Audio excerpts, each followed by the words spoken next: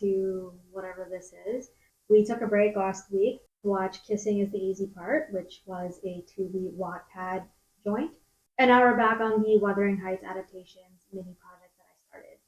So today we're watching the 1992 adaptation with Ray Fiennes, Voldemort himself, and Juliette Binoche.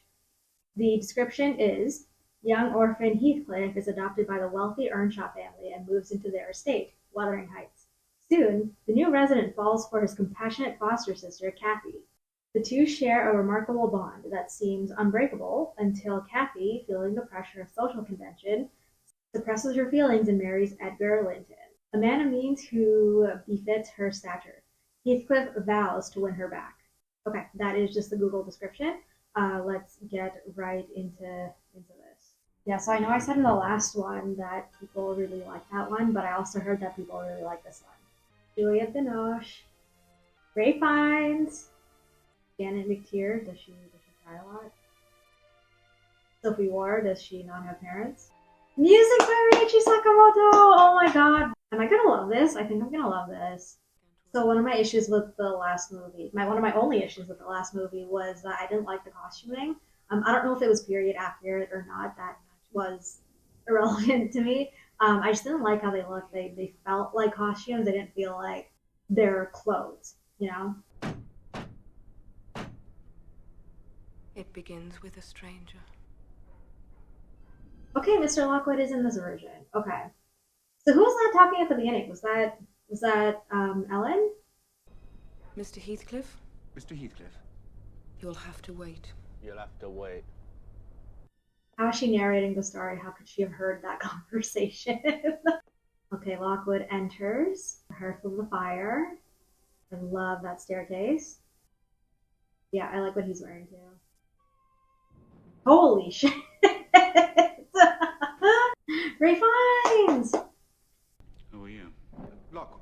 Dramatic ass lightning. Your new tenant up at the Grange. Well, I lost my way out on the moor. Is the Grange far?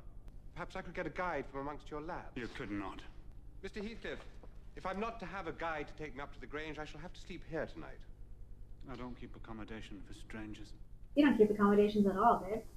You know, I don't know if I like this version of Lockwood because in the book he really didn't want to impose. He's not even supposed to be here. He is looking for tenancy at the Grange, and he ended up at Wuthering Heights by accident. I mean, it was lucky for him that Heathcliff owned both both properties, and that's who his landlord is. So he ended up being pretty lucky to end up here. But I don't like that he's acting very entitled to stay here. I get that there's a storm and it would be more inconvenient for him to find his way to the Grange where he's supposed to be, but you are so strongly imposing on people you've never met before and being very entitled to spend the night and to have accommodations for that. I don't like that because in the book he was very apologetic. He was very aware that he was imposing on these people. I don't really like his attitude in this one.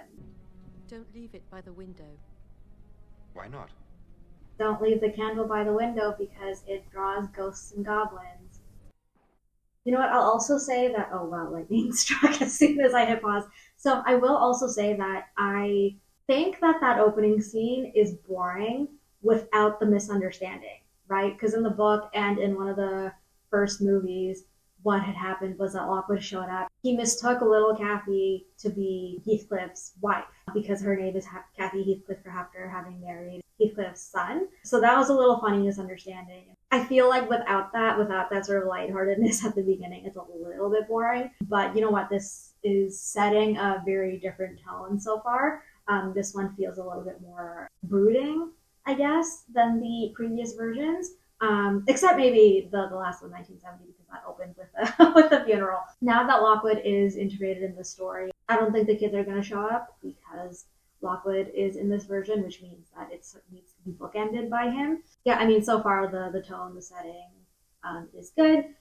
Okay, there's books right there. There's a Bible, which means that he might have his weird dream. Okay, nice. This is what I wanted to see. This is from the book as well. Seeing Kathy's old etchings in the wood under all the dust. Okay, so the reason I enjoyed this part in the book. Catherine Heathcliff. Catherine Linton. Catherine Earnshaw. Catherine Earnshaw. The reason why I liked that scene in the book where he's noticing like the remnants of Kathy having lived at Wuthering Heights is because these then influence his dreams. Which I don't know how accurate that is to like real life dreaming, where if you see something right before you go to bed, you're gonna dream about it. But the reason why I liked it in the book is because there was a reason for him to dream about seeing Kathy. That provides some sort of like plausible deniability for Lockwood, because Lockwood, he learns who she was before going to bed. So after having seen Kathy's ghost, he doesn't know if that was a dream or if that was real because he had this prior knowledge. Versus in the older movies, he just goes up to the room and goes to bed. There's no like preamble to Kathy, who she is, who she was, her role in all of this, because there is no preamble to that in the previous movies. He definitely sees a ghost. That to me is a little bit less interesting than Lockwood saying, I saw a ghost. I don't know if it was real or a dream. So having said that, I do appreciate the fact that he is learning about her before going to bed. What the fuck? Holy shit. Let me in. Let me in.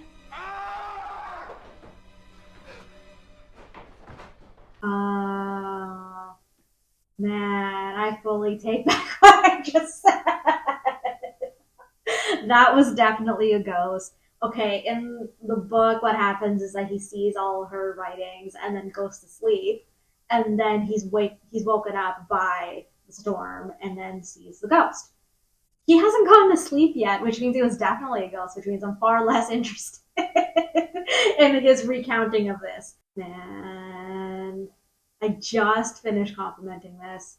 Lockwood has stumbled into the end of a strange story. Mm-hmm. A story that began 30 years before. Okay, two things. Who the fuck is narrating this? Probably Ellen, but that's not clear right now. And why is she not telling all of this to Lockwood? I found him, starving in the streets of Liverpool. You're to treat him as your new brother. Has he got any family of his own? He's part of our family now. That's your brother. Okay, that was a really weird description because that sounds like he did have a family and Mr. Earnshaw just snatched him up and brought him home. Earnshaw named him Heathcliff. Why? Okay, no rhyme or reason. That's totally fine. Though Heathcliff Oh became my Mr. God. Earnshaw's favourite child, his protection was limited by the length of the old man's life. What the fuck, man? You can't just say that Earnshaw favored Heathcliff and then he dies. What the fuck? Okay, this is disappointing me so far. I'm very upset because in the last movie, I loved that they made Hindley more sympathetic because Earnshaw never liked Hindley and Earnshaw favored Heathcliff very, very clearly right from the beginning. But here, it's like Mr. Earnshaw brings Heathcliff home. The narrator's telling me that Earnshaw favored Heathcliff over Hindley, and then he fucking dies. Wow, wow, wow. I am disappointed in the setup so far. Juliet, look at her. Oh, they're learning together. Cute. Oh, so Hindley's already married? Hindley and Francis, I think. I'm really obsessed with the intimacy so far. I very much believe that they are in love with each other.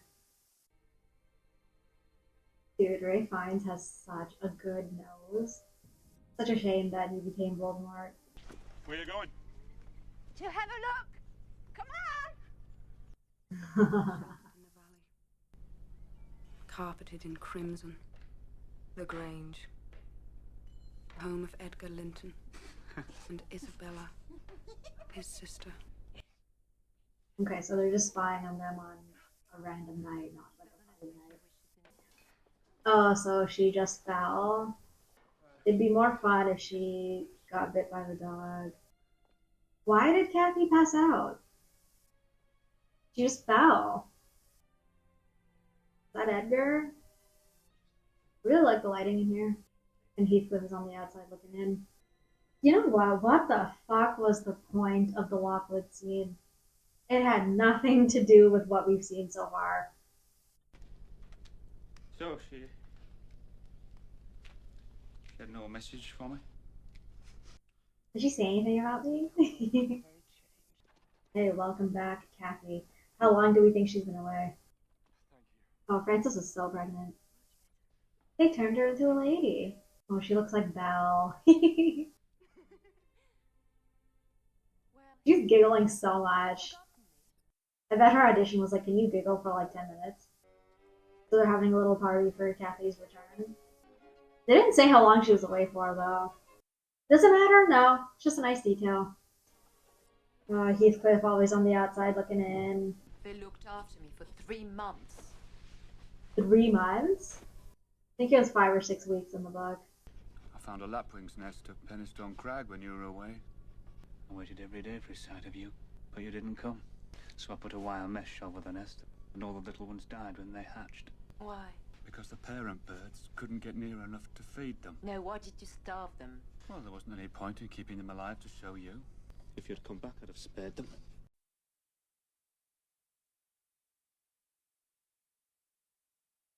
He's saying she made him kill all those birds because he didn't have the opportunity to show them to her.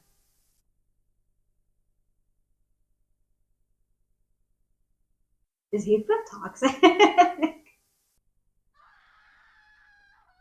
Oh my god. Honestly, I think Hindley is a little too young. Hindley Earnshaw's wife died. Oh, she died while giving birth. Sorrow was of the kind that could not weep. I don't remember if in the book she died during childbirth. Yeah, that would make sense. Yeah, because I think Ellen had to nurse him. What have you got that silly frock on for? Who are you wearing all that for? Kathy?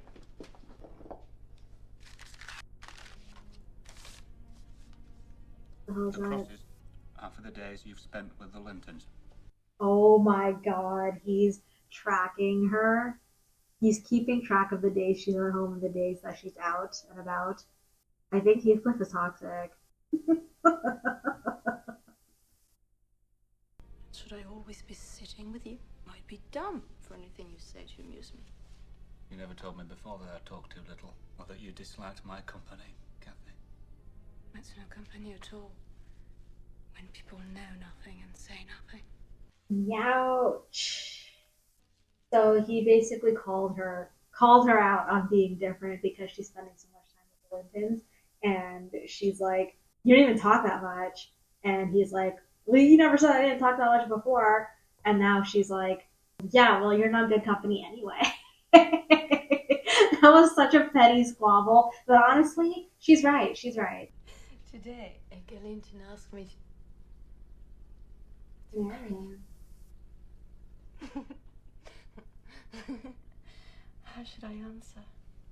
Yeah, the director made her giggle way too much, babe. Ooh, okay, Heathcliff is overhearing this. Does Ellen know that he's there? Where's your obstacle? Yeah, what the fuck is the issue? Kathy? Here. In my soul. And in my heart. I'm convinced I'm wrong. I wish these two spent more time together. Brother. has not Okay, so Ellen spots him. It would degrade me to marry Heathcliff now. So you'll never know how I love him. My great miseries in this world have been Heathcliff's miseries. I love Heathcliff. Heathcliff never heard any of this, so I wish they had shown the scene. I shouldn't have paused here because it's a pretty emotional moment. Man, they should have shown the scene where Heathcliff walked away. Like, I know that we all know at this point, as soon as she says it would degrade me to be with Heathcliff, that he runs off. But they didn't show that. So how the fuck are we supposed to know when he stopped listening? Because now she's like, talking about him and like waxing poetry. And we don't know that he's not hearing any of it. I think he heard something. I think he heard up to a bit where you said it would degrade you to marry him. I hate this. I hate this. I hate this. Whoever directed this needs to be met with a firing squad. Because why the fuck are we doing so much telling and not showing? What the fuck? They had it set up that he was already sitting there, right? They had the shot of him sitting there. They couldn't just add in a shot of him getting up and leaving and then doing like an insert somewhere during that conversation. Like I'm actually getting upset. I'm genuinely getting upset and I don't want to be. I do want to enjoy this. Yeah, the director's not doing a good job at all. And it's such a shame because the actors are killing it. I am believing every single word that they're saying, but some of these like choices are terrible. Okay, and then she just marries him and they just move on. Dude, we just moved from scene to scene so abruptly. And if I hadn't read the book, I wouldn't know what the fuck was going on right now. As she recovered, she waited for his return. But he did not come. And eventually, Kathy turned away from her old life at Wuthering Heights. I don't blame her for this though, because there was no indication that he was coming back. We don't know where he went. We don't know anything about his disappearance. So I think it's okay for her to have moved on. I think that should be allowed. Heathcliff has returned with the blue-pointed hat.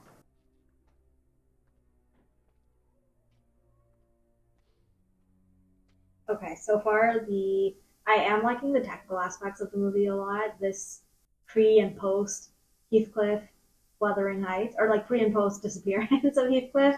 Look at how cool, like temperature wise, this scene is, right? It's blue, it's gray. Before, when the house was lively with everybody at the Heights, it was lit up and so warm and so inviting. Despite the fact that Hindley made it a very hostile place to live after Mr. Earnshaw died, but the scenes were lit beautifully, right, to show that there was still some degree of warmth left. Not a single candle is lit up on that chandelier or in the background. So Hindley's just drinking to himself in the dark.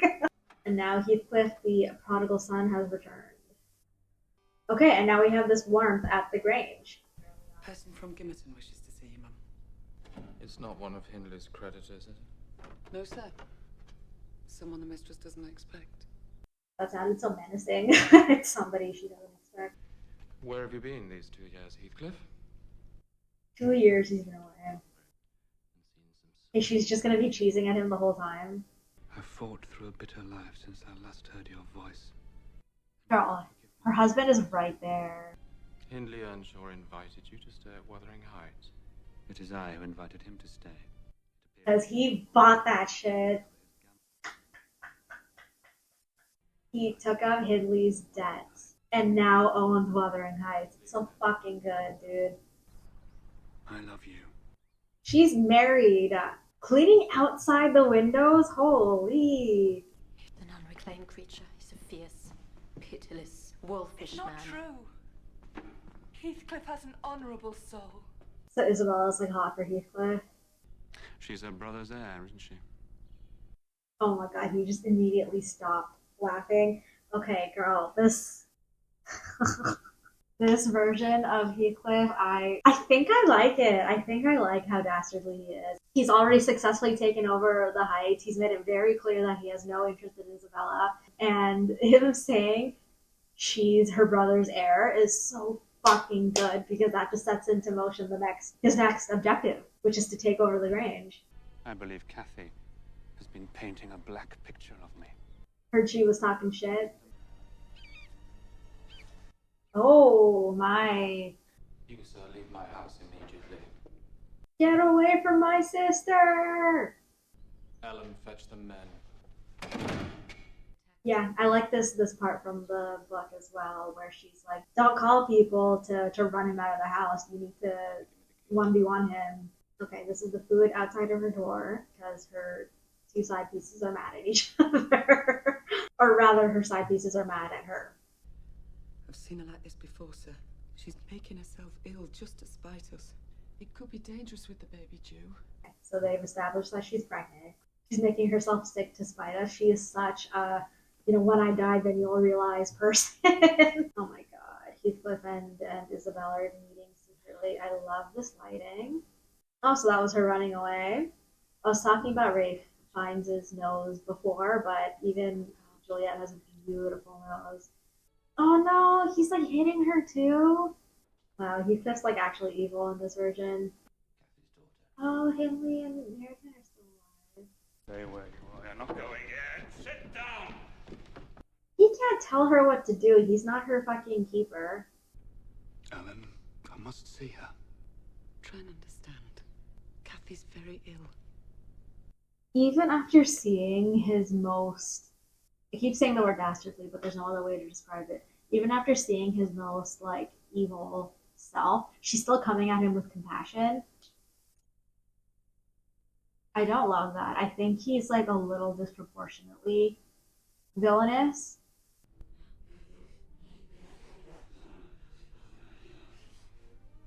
Okay, given that Hareton is still alive and that Kathy's daughter was just born, I think that there's still a lot of movie left for Heathcliff and Isabella to have a kid.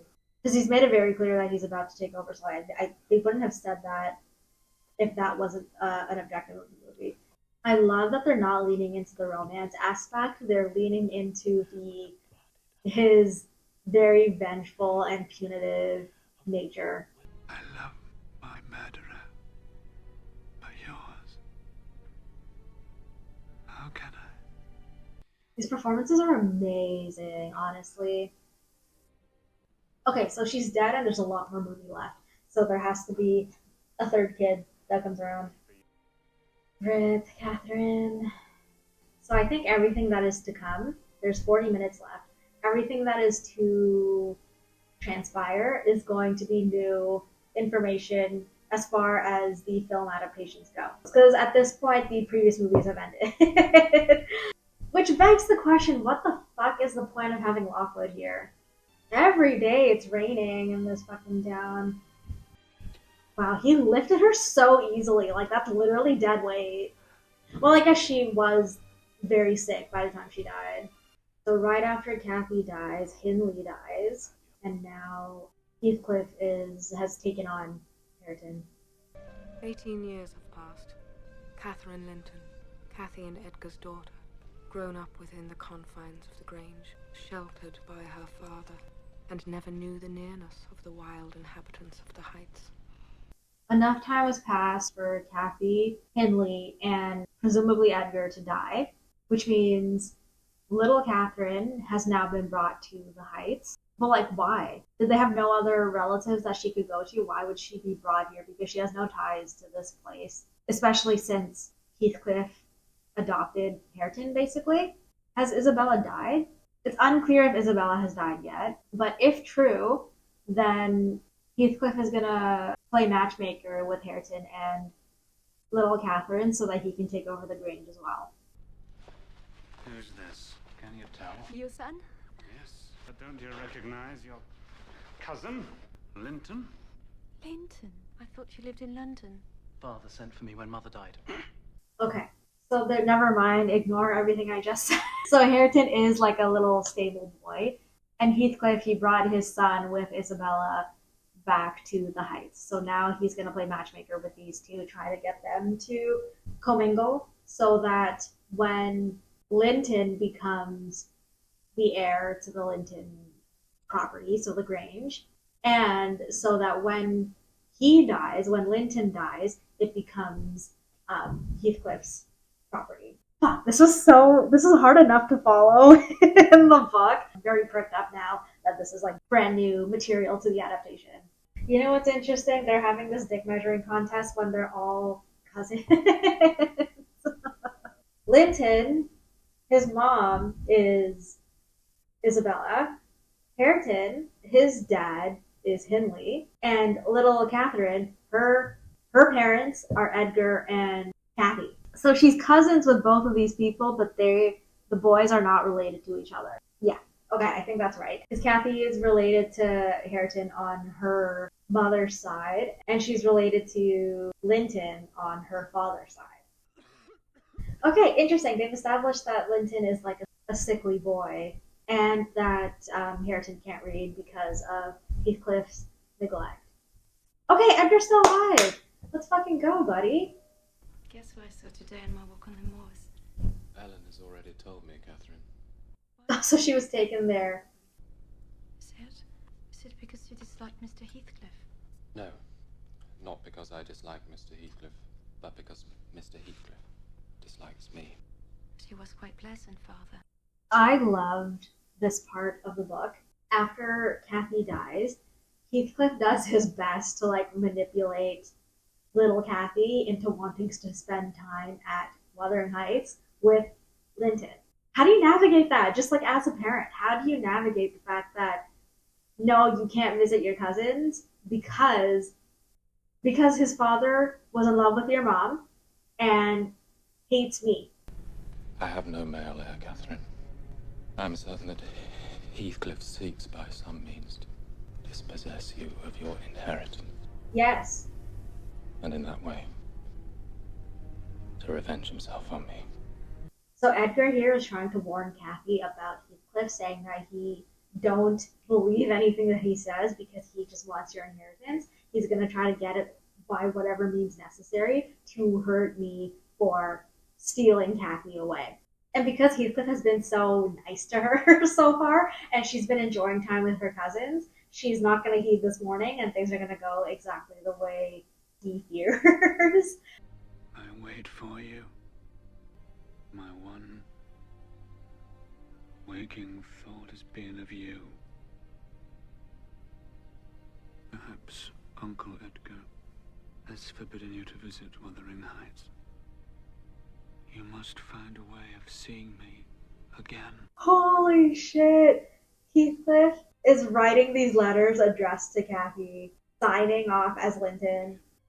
This guy's crazy. This guy is actually crazy.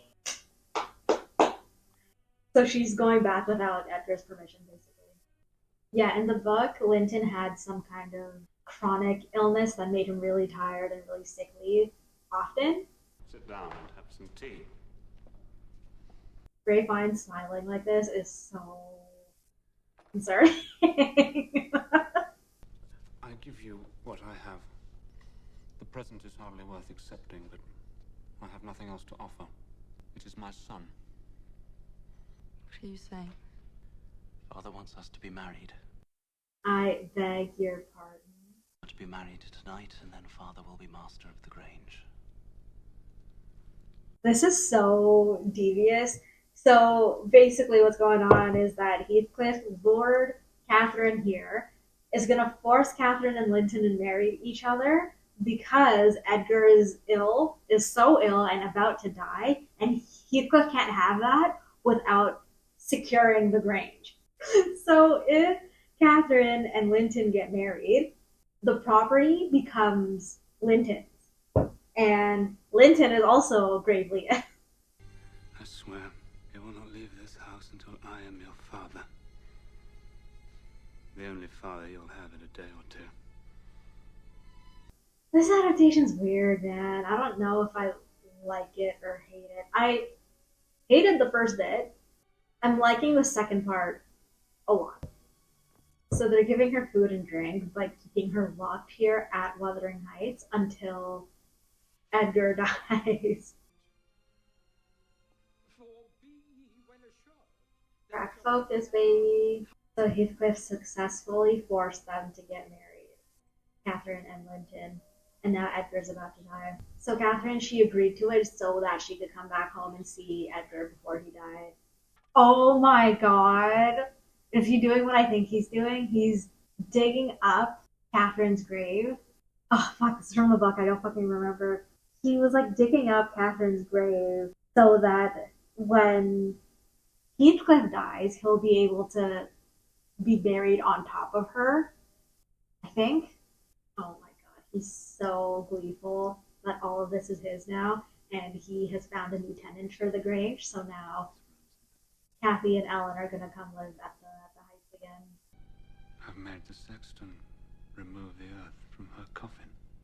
Okay, why? A shame to disturb the dead. I disturbed nobody. I gave myself some ease. And I saw her face again. What? What? How would he have seen her face again? She would be a skeleton, no? Oh, okay. So what he did is so fucked. What he did was he removed the dirt from Kathy's grave so that they could dump Edgar's body on top, and that when Heathcliff dies, he could be buried next to her instead of Edgar. Your son is dead. And then Linton died.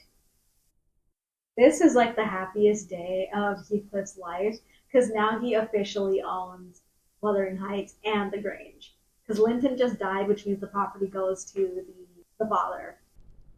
My son's will. He left the Grange and all your personal property to me. So this only worked because Linton signed everything over in his possession to Heathcliff once he died. So it's not that it automatically went to Heathcliff. He had to sign it over. I don't really know how like rights and asset management works in this time period. I just assume I don't remember if this is in the book, but I just assumed that it went to Heathcliff because it stays on like the male, like the patriarch in the family. Doing laundry during this time was literally like a full day affair. Go to the devil and let me be. No, I won't. You must listen to me. I'll go to hell's body and soul before I look sideways at you again. You should be friends with your cousin. Friend? When she hates me. It's not how you hate you, it's you who hates me. You hate me as much as Mr. Heathcliff does. You're a damn liar. Why have I made him angry then by taking your part 100 times? I stood up for you, and you decided to be a bitch. Please convey this gift to Mr. Hatton Earnshaw and tell him if he'll take it, I'll come and teach him to read it. Because at this point, Catherine is understanding of Hareton's position because she's been at the receiving end of Heathcliff's villainy.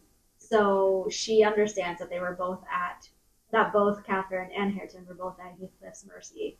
This is a very nice gesture of her to offer him a book and to teach him how to read. I think that's really nice. And also, I will say, so the two women, so Ellen and Catherine, they were doing laundry together while Hareton was cleaning his guns, and it was just a nice scene. Like if you take like all of the movie stuff out of it, like that is a really nice scene because doing parallel play in adulthood is also quite nice, right? It's like, people now talk about, doing nothing together. I think that is nice. Like you don't really need to be doing the same activity, but just being around each other is very, it's nice.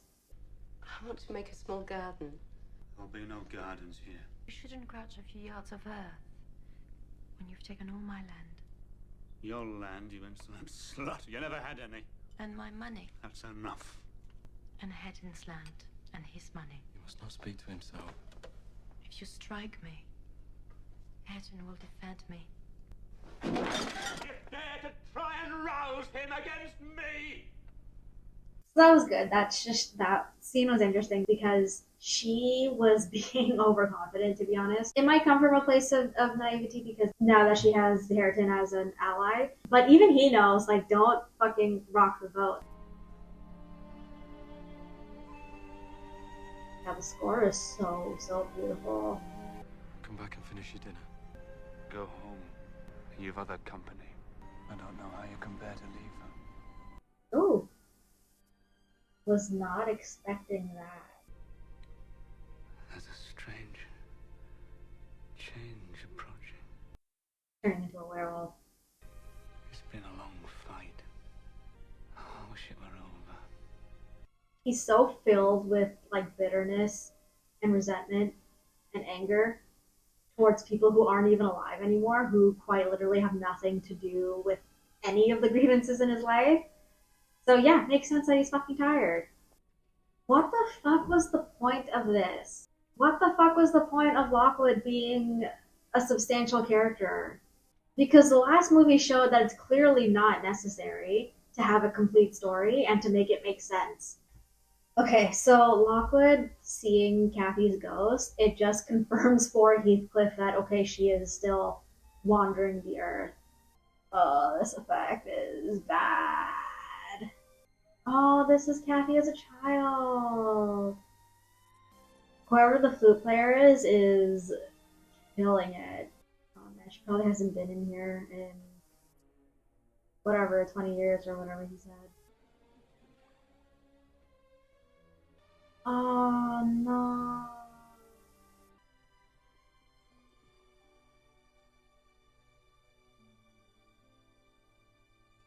Aw. Who the fuck is this? Usually I applaud at these movies because I do generally enjoy my watch experience. This was bad. This was actually bad, and I'm very upset because I think I just had very high hopes for it because it's Ray Fiennes and Juliette Binoche, right? Like these people are very well established actors. I just know. Okay, let's talk about what I didn't like. Lockwood, do away with that whole thing. Doesn't matter. Narrator, do away with her. Fucking stupid. She added nothing. I think what the problem is that they tried to fit too much into the movie because by like the hour mark, Kathy had already died, and then you just have 40 minutes to establish Heathcliff trying to gain the Grange. I think that they do away with the Lockwood stuff. That saves you like 10 minutes of your movie. Man, that first part of the movie up until Kathy dies was fucking boring. It was boring because they would always say that something happened or that they feel something or that they think something, but they never showed it. And I think the most egregious example of that was when Kathy is admitting her feelings for Heathcliff to Ellen, and there's no shot of him leaving. He's supposed to hear up until like it would degrade me to marry him. And then he's supposed to run off, and then she's supposed to go on her waxing poetic about how she loves him and how they're the same person and how their grievances are the same, how their happinesses are the same. So that was fucking terrible. I don't want to complain about this anymore because there are some things that I did like. First of all, including the second generation, already like I was very excited for that because this is the first adaptation that I've seen that includes that bit with young Kathy, Catherine, Hareton, and Linton. I think they did a pretty good job with the amount of runtime that they had left to establish everything. And the performances were fantastic. Like, I really felt like they believed what they were saying. Ray Fiennes has such a beautiful face. But honestly, his eyes, like, a lot of the framing was around the light hitting his eyes, and it was just so beautiful to look at. Juliette as Kathy was amazing. She did a fantastic dual role as Kathy and Catherine. I totally believe that she was the ages that she was supposed to be throughout the different stages of Kathy and Catherine's life. And I mentioned it so many times, but man, Ryuichi Sakamoto, I love him. I did not know that he scored this movie. It was so beautiful. I think he was so talented, and honestly, like, rest in peace. And then on top of that, like from a production standpoint, the costumes and the sets were beautiful. I really liked them. They were very immersive. I think it was fine. Definitely not my favorite. Definitely does not beat the 1970 movie. But again, thank you for watching if you've made it this far. Next time we'll be watching the 1998. Next time we'll be watching the 1998 adaptation. So